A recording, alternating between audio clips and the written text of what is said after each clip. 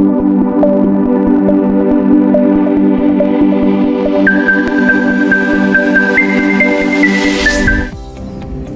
sahabat Tot Pajak, selamat datang dalam video kali ini. Kita akan membahas topik yang sangat penting untuk kita semua, terutama bagi pengguna jasa atau penerima jasa yang bergerak di bidang konstruksi, yaitu pajak penghasilan atas usaha jasa konstruksi.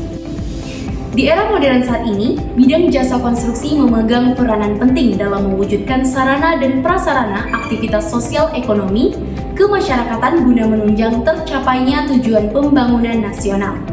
Karena dinilai sebagai salah satu pilihan usaha yang menjanjikan, banyak perusahaan yang memilih bergerak di bidang usaha jasa konstruksi.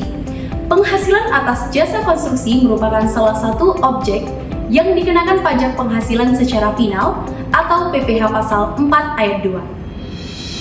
Sebenarnya apa sih usaha jasa konstruksi itu? Jasa konstruksi menurut Undang-Undang Jasa Konstruksi Undang-Undang Nomor 2 Tahun 2017 adalah layanan jasa konsultasi konstruksi dan atau pekerjaan konstruksi. Menurut Peraturan Pemerintah Nomor 9 Tahun 2022 tentang perubahan kedua PP Nomor 51 Tahun 2008 tentang pajak penghasilan atas penghasilan dari usaha jasa konstruksi adalah layanan jasa konsultasi konstruksi dan atau pekerjaan konstruksi. Perlu diketahui, dalam jasa konstruksi terdapat pengguna jasa dan penyedia jasa.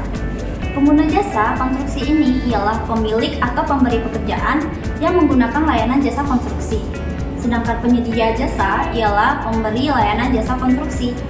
Adapun sebagai pengguna jasa ataupun penyedia jasa akan selalu berkaitan dengan pajak penghasilan atau jasa konstruksi. Sebenarnya apa sih landasan hukum yang mendasari jenis pajak ini? Pajak penghasilan atau PPh atas jasa konstruksi diatur dalam beberapa peraturan perundang-undangan di Indonesia.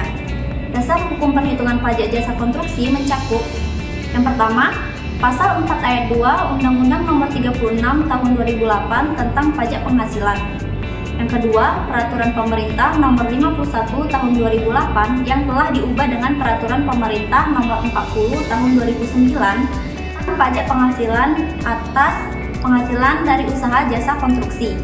Yang ketiga, Peraturan Menteri Keuangan Nomor 187 PMK 03 Tahun 2008 tentang pelaksanaan pemotongan dan pemungutan pajak penghasilan atas penghasilan dari usaha jasa konstruksi.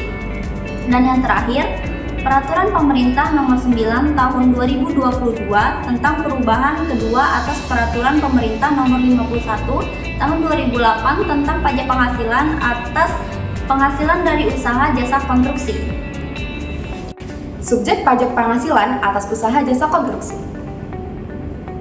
Siapa saja sih yang menjadi subjek pajak penghasilan atas usaha jasa konstruksi? Subjek pajak usaha jasa konstruksi terdiri dari orang pribadi, badan, dan bentuk usaha tetap yang kegiatan usahanya menyediakan layanan jasa konstruksi, baik sebagai perencana konstruksi, pelaksanaan konstruksi, dan pengawas konstruksi maupun sub-subnya. Ruang lingkup pajak penghasilan atas usaha jasa konstruksi. Berdasarkan kegiatan usahanya, ruang lingkup usaha jasa konstruksi dikelompokkan dalam 3 jenis. Kelompok-kelompok tersebut adalah: 1. Layanan konsultasi konstruksi, 2. Layanan pekerjaan konstruksi, dan yang terakhir layanan konstruksi terintegrasi. Tarif pajak penghasilan atas usaha jasa konstruksi. Mengacu pada Peraturan Pemerintah Nomor 9 Tahun 2022, tarif jasa konstruksi yang dikenakan PPh final 4 Ayat 2 dibagi menjadi 7, yakni: pertama, untuk pekerjaan konstruksi yang dilakukan oleh penyediaan jasa yang memiliki sertifikat badan usaha, kualifikasi kecil atau sertifikasi kompetensi kerja untuk usaha orang perorangan dikenakan tarif sebesar 1,75%. Yang kedua, untuk pekerjaan konstruksi yang dilakukan oleh penyedia jasa yang tidak memiliki sertifikasi badan usaha atau sertifikasi kompetensi kerja untuk usaha orang perorangan dikenakan tarif sebesar 4%. Yang ketiga, untuk pekerjaan konstruksi yang dilakukan oleh penyediaan jasa selain penyediaan jasa sebagaimana dimaksud dalam poin A dan B dikenakan tarif sebesar 2,65%.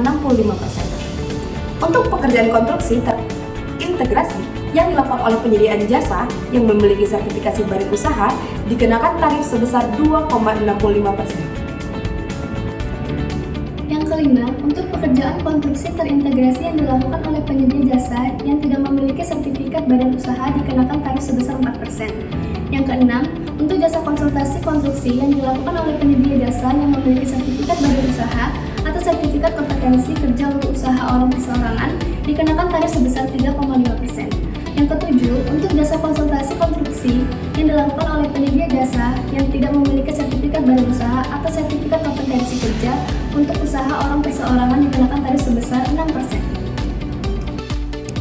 Mekanisme perhitungan pajak penghasilan atas usaha jasa konstruksi. PPh bisa dihitung dengan menggunakan rumus sebagai berikut. PPh final jasa konstruksi sama dengan nilai kontrak atau belum termasuk TPN dikalikan dengan tarif PPh jasa konstruksi. Mekanisme pemotongan PPh final atas usaha jasa konstruksi.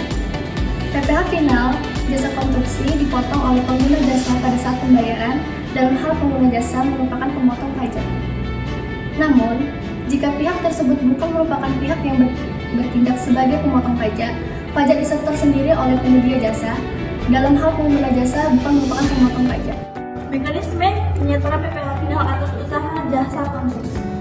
Penyetoran PPh final ini dilakukan setiap bulan atas penghasilan yang diperoleh selama bulan berjalan. PPh terutang dalam pemotongan dari penggunaan jasa, maka penyetoran pajak dibayarkan ke bank transaksi atau kantor pos. Tenggat waktu pembayaran ini adalah tanggal 10 bulan berikutnya sesudah akhir masa pajak. PPh terutang dibayarkan penyediaan jasa, maka penyetoran dilakukan ke tempat yang sama selamatnya pada tanggal 15 bulan berikutnya sesudah masa pajak terakhir. Mekanisme pelaporan PPh final atas jasa konstruksi.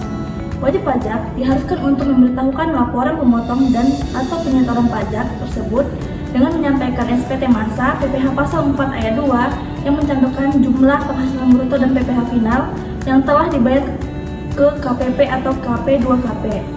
Pelaporan harus dilakukan paling lambat tanggal 20 bulan berikutnya setelah masa pajak terakhir. Selanjutnya kita akan masuk ke sebuah contoh kasus. Pada tahun 2023, PT Cahaya Perkasa sedang membangun gudang untuk penyimpanan bahan-bahan produksinya. Pekerjaan konstruksi gudang dilakukan oleh PT Mitra Karya Konstruksi yang merupakan penyedia jasa konstruksi kualifikasi besar. Nilai kontrak dari pembangunan gudang tersebut adalah sebesar 1 miliar rupiah. Pembangunan dilakukan selama 1 tahun yang pembayaran dilakukan dalam 3 termin sesuai dengan progres penyelesaian. Dengan perincian sebagai berikut. Termin 1 pada 20 April 2023 melakukan pembayaran sebesar 200 juta rupiah. Termin 2 pada 20 Agustus 2023 melakukan pembayaran sebesar 500 juta rupiah.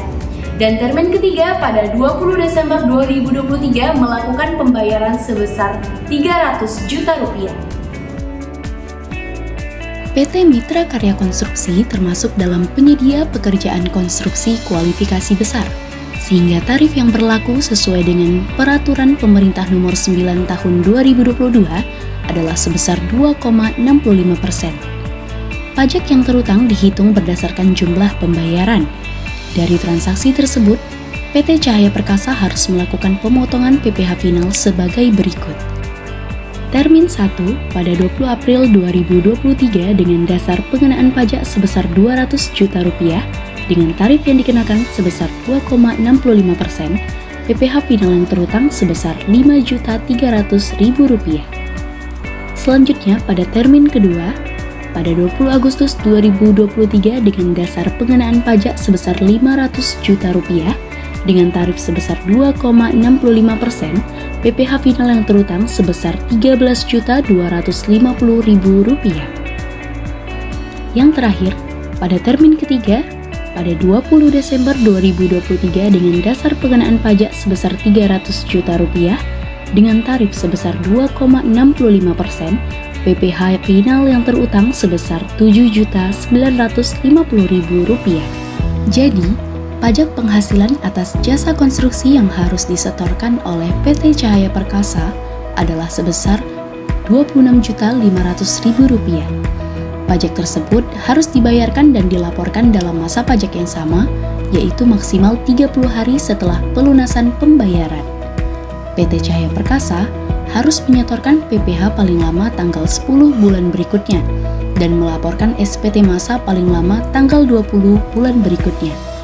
PT Cahaya Perkasa kemudian akan menerbitkan bukti potong PPh final atas jasa konstruksi yang kemudian diberikan kepada PT Mitra Karya Konstruksi. Terima kasih sudah menyimak video ini sahabat taat pajak. Semoga penjelasan tentang pajak penghasilan atas usaha jasa konstruksi ini memberikan pemahaman yang lebih jelas dan bermanfaat bagi Anda. Sampai jumpa di video selanjutnya dan terus semangat dalam menjalankan usaha dengan bijak dan taat pajak. Terima kasih.